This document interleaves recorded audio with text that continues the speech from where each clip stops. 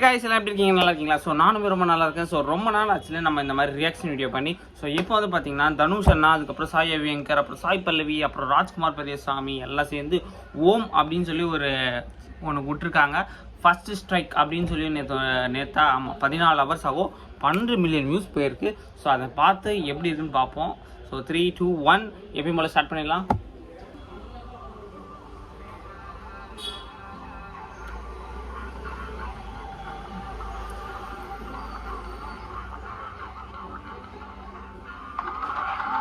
திருவண்ணாமலை மாதிரி தெரியுது,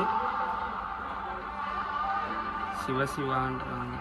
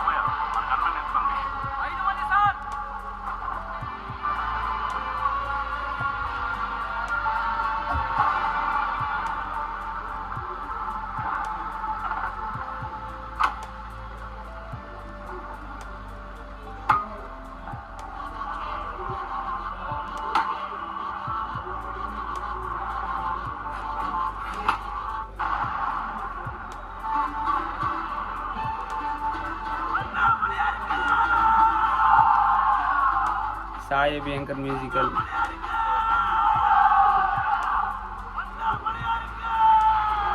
என்னங்க எப்படி இருக்கு? புல்லறியுது. தனுஷா ராஜ்குமார் பெரியசாமி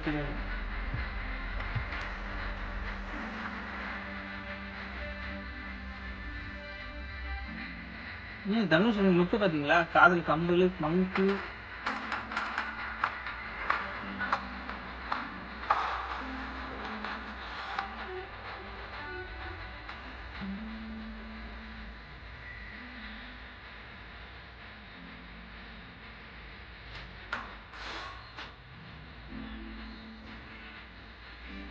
ஓம்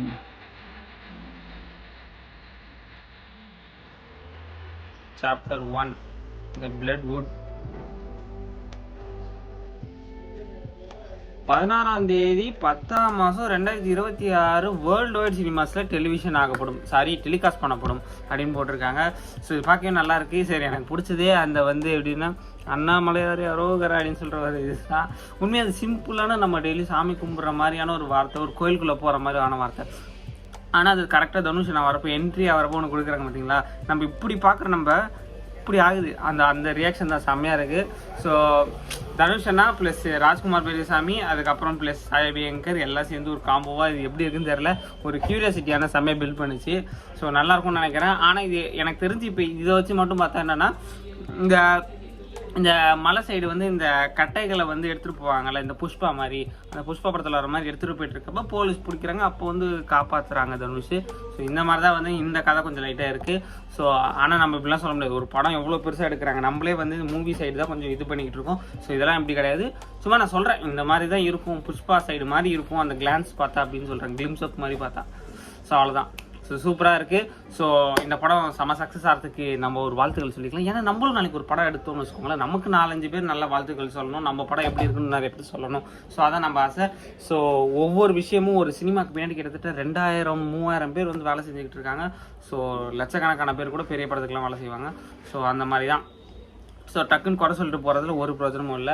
ஸோ ஒவ்வொரு படத்துக்கு பின்னாடி எவ்வளோ பெரிய விஷயங்கள் நடக்குது. ஸோ அவ்வளோதான். இந்த வீடியோ பற்றி லைக் பண்ணி ஷேர் பண்ணி மறக்காம வியூஸ் ஆகும், சப்ஸ்கிரைப் பண்ணுங்க. என்ன உங்கள் குரு இன்னொரு சூப்பராக பார்க்கலாம். Bye, see you.